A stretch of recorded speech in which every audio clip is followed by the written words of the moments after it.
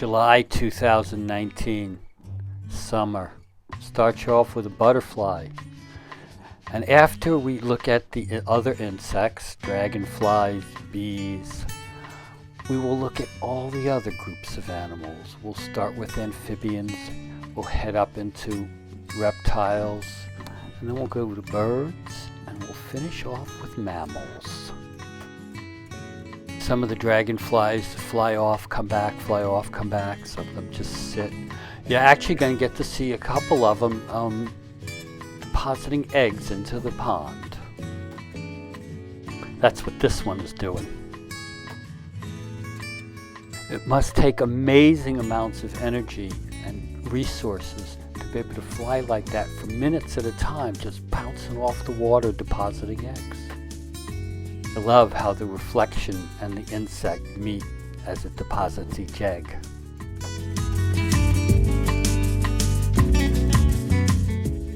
This is a slow motion of some of the insects flying around over the pond on a warm summer day.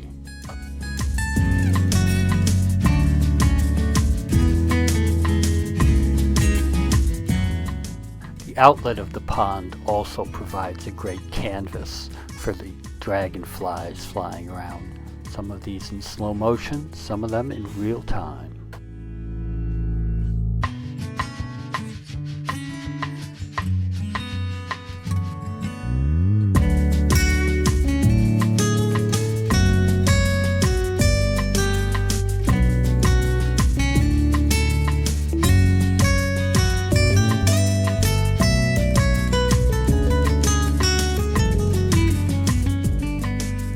Bees really love the pickerel weed.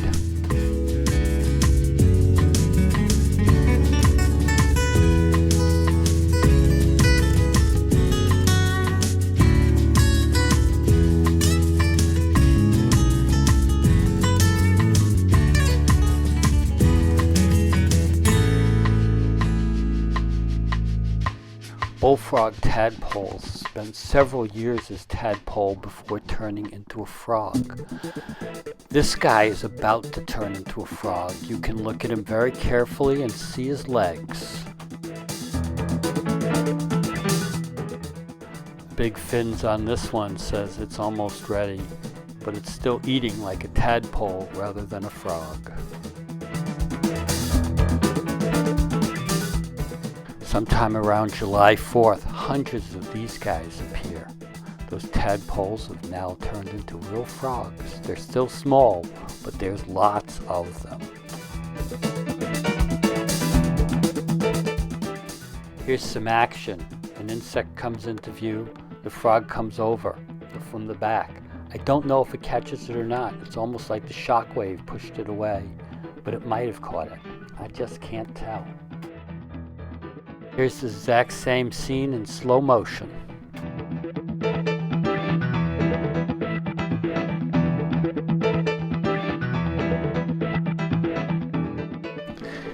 If you examine this stretch of shoreline in June, there's no frogs.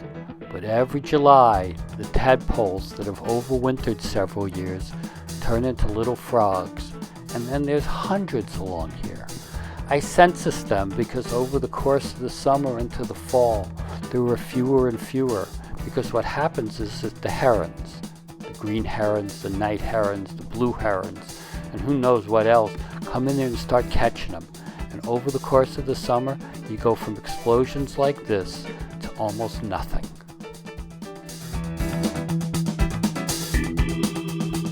It'll take until the August video for you to see how many fewer of them there are.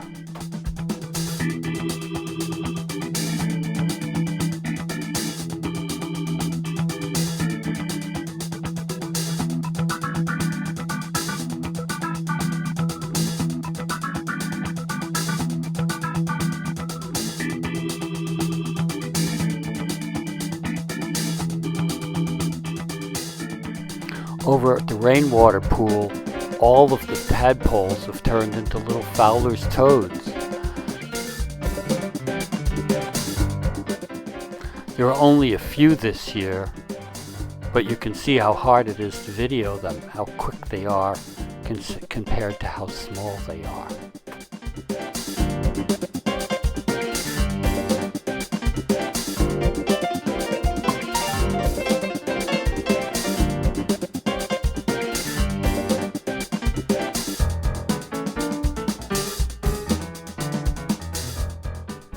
Painted turtles spend nearly all of their time in the water or sunning right on the edge of the water.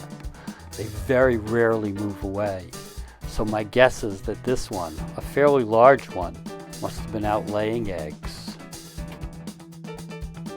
I never find the nests, but every year there's new little ones, so they must be doing something right.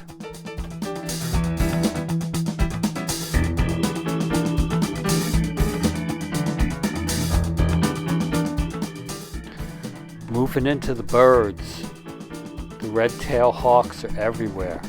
There's 2 adults and 3 young ones, so they're feeding a lot. I focused in on this just because you could see the blood. I didn't know what it was until I walked over after the bird had flown away.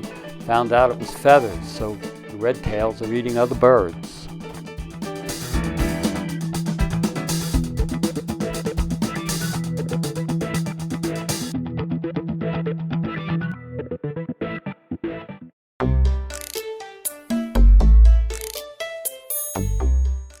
Every once in a while I get lucky and get a picture of the kingbird sitting. Great blue herons come 1 or 2 at a time, then they'll leave. Another one will come a few weeks later, stay around, hunt for a while, then leave. You never know what you're going to find, but they're always out hunting. I don't get any pictures in this month of them being successful, but I did show you some good stuff last month. And we'll finish with the only mammal of the month, an eastern cottontail.